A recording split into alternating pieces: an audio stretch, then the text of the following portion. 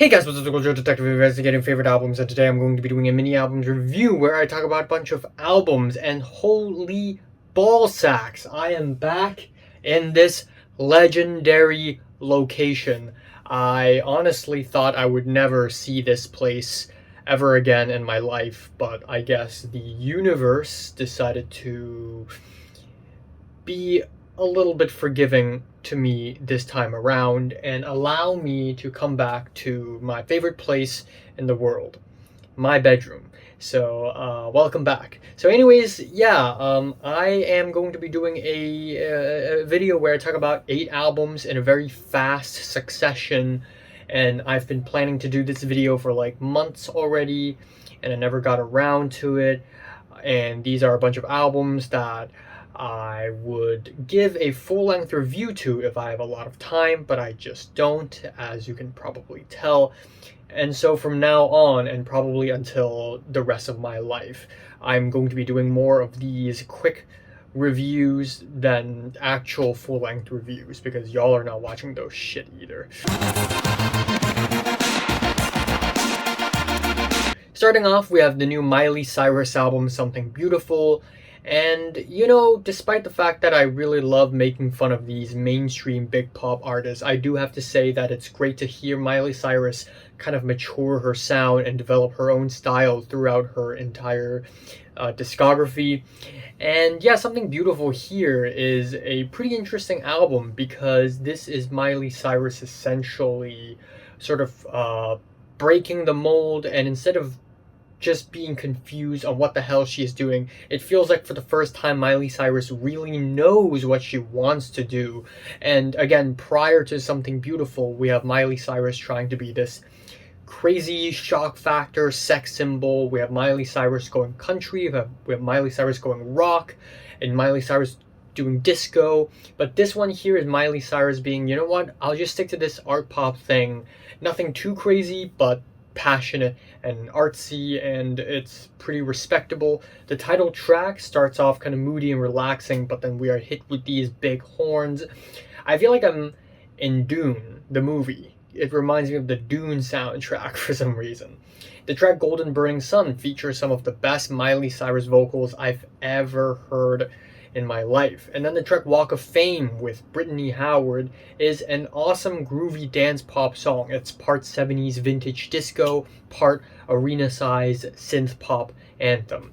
And then Reborn sees Miley Cyrus doing this Nine Inch Nails-esque Frankenstein pop song, which I don't think holds itself together that well, and the album ending doesn't really hold up either. But either way, this album still has a lot of 70s, 80s disco synth pop worship that feels a bit nondescript and easy. Despite the experimentation, I feel like Miley Cyrus still has a long way to go, but overall this is easily her best stuff to date. Let's not kid ourselves here. Feeling a 7 out of 10.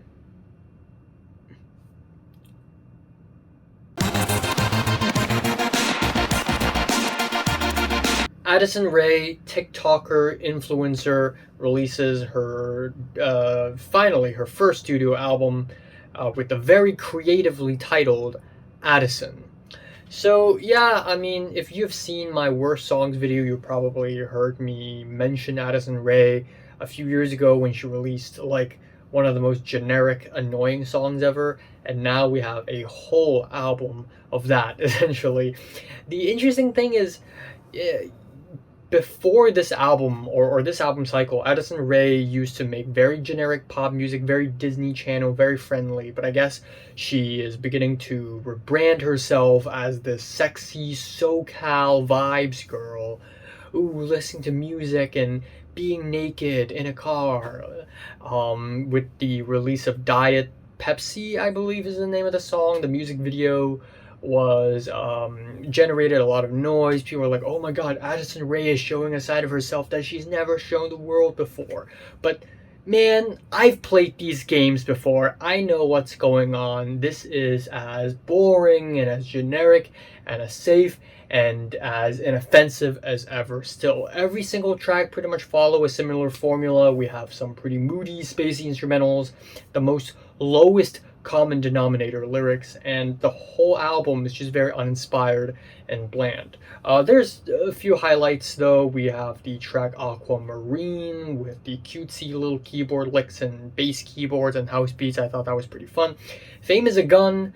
The chorus is pretty catchy, I guess, but a few repeated listens, it becomes annoying.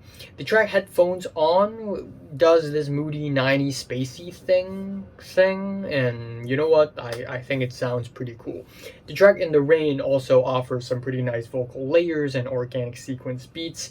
But then we have tracks like High Fashion, which has very stupid lyrics where she gushes over high fashion with these weird breathy vocals. Just very awkward album and very generic overall. And again, no matter how much she tries to rebrand herself, it never takes away from the fact that this whole album just feels like shitty TikTok.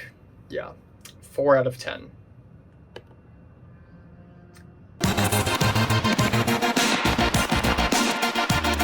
Okay, to be a little bit more positive, let me talk about the new Lil Simz album, Lotus. This is her most low-key album to date, which is interesting because my favorite album from her, also one of the best rap albums of the last few years, Sometimes I Might Be Introvert, is extremely ambitious and maximalist, probably one of the reasons why I love that album so much.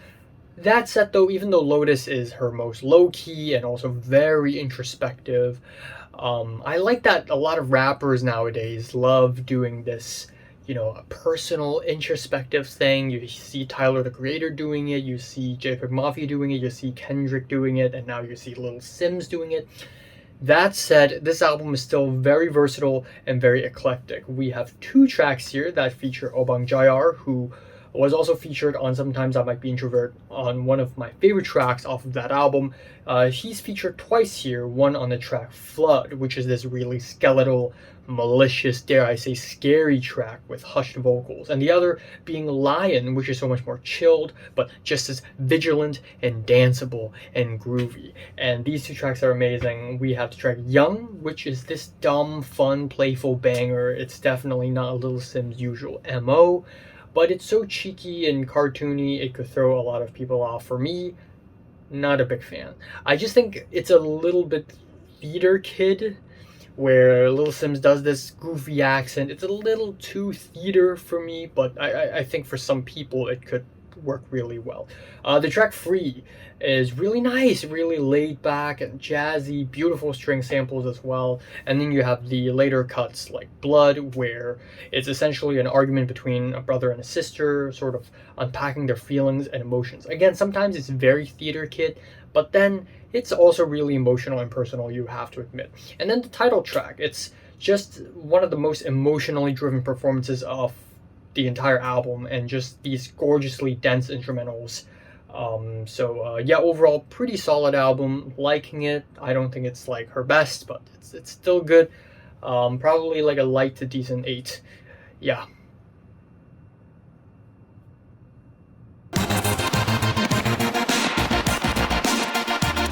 New King Gizzard and the Lizard Wizard album, Phantom Island. I'm gonna be honest here, even though King Gizz has been since 2017, I've been reviewing their music and I've been loving a lot of their music, but I feel like they haven't really released a great album since 2020's KG, and also Changes in 2022. I really love it, but I feel like a lot of their latest work are also pretty within the same boundary, and by that I mean they usually don't go too overboard with whatever genre they're trying. They try every genre ever, which is cool, but they always stay within the expectations of that set genre. This time around, we have your usual King Gizz affair, big band prog rock, huge psych rock passages, cool jams, country twang, you know the drill. The title track is fantastic, which is one of my favorite singles from last year. It explodes with so much color, with loads of woodwinds, synths, and strings. It's so colorful, it's so energetic, it's so fantastic. Then other highlights include Lonely Cosmos. I love the really orchestral string sections and the Hindustani influences. They both meld together really well. The track Space Sick is interesting because lyrically it explores the thoughts of astronauts being space sick, like nostalgic for the space and not for home. And I love how David Bowie-esque the track is. And then the track Sea of Doubt, I also really like the dreamy chord progressions, but I don't have much else beyond these tracks to really comment on. Not that memorable of an album, unfortunately, feeling a 7 on this album.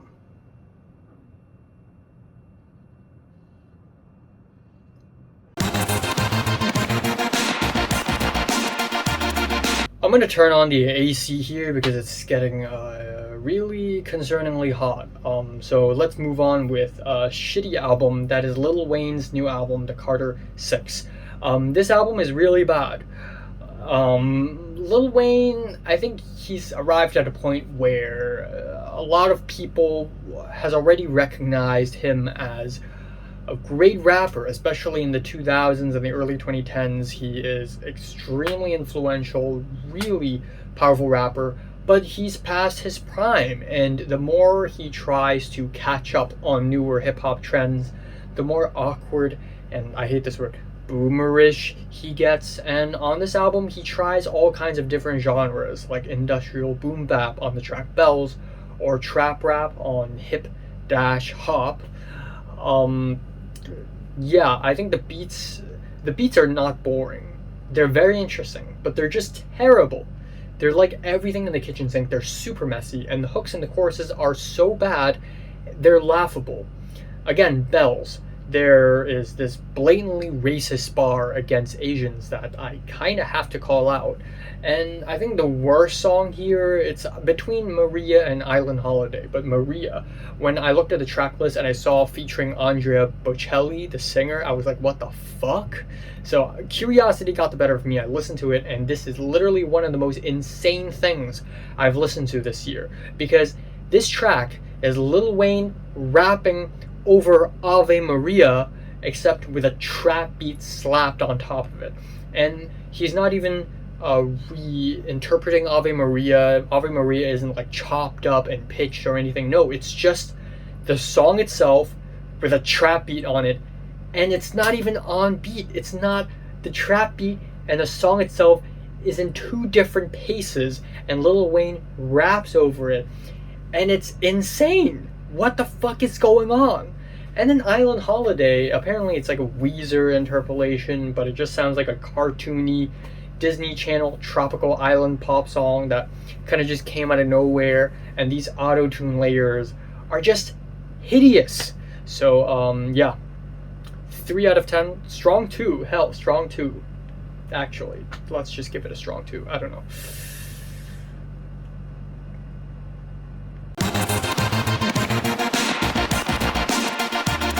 New Turnstile album, never enough. Also, from this point on, I'm going to start speed running through these albums because I really haven't listened to them that much. So Turnstile's new album pretty much go towards a more poppy, shoegazy, tamer direction, which is the exact opposite of what I want to hear from them, given that their last album, I think what I like about them is that they're poppy, yet they're aggressive, and I want to hear them be more aggressive. Not gonna lie, the first few tracks are really solid. Tracks like I Care and Dreaming, especially Dreaming. Dreaming has that noise that I really love, plus that little silly horn solo that I thought was pretty cool. But other tracks here just feel really, really tame and bland. And tracks like Seeing Stars, which is borderline pop rock. So yeah, pretty forgettable. 5 out of 10.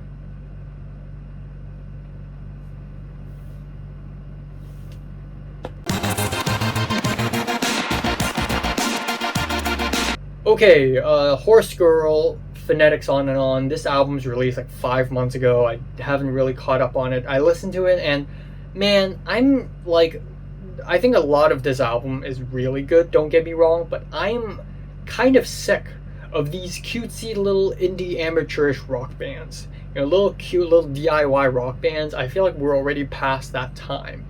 And that said, though, this album has really strong musicianship, really nice guitar layers, yeah, case in point, I think its lead-up single, 2468, is a cute little song. It's fun, but damn, do I feel like buying iced matcha and eating avocado toast and dyeing my hair after this song, which is bad. I don't want to do that.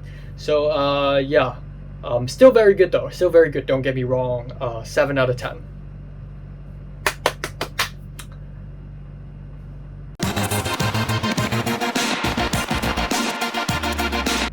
Finally, to cap it off, we have the new Tennis album, Face Down in the Garden. Yeah, I think there's like loads of hype and build up towards this album, especially because their last album, Swimmer, I reviewed and I enjoyed quite a bit. This album feels kind of tame in comparison. Obviously, you get a lot of Kate Bush worship, especially on the track Weight of Desire. And then the other tracks that I like include At the Wedding, which has these warm and blissful background vocals, soft drums, dreamy chords. It's the usual formula, but it works really well.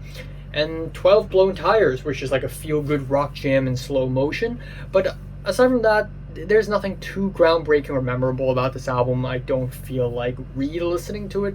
Again, I don't feel like replaying it a lot. It's just okay. And it's like a 7 out of 10 for me as well. So, have you listened to these albums? Comments below, let me know, subscribe if you want more, and thanks for watching. I gotta go now. Good day.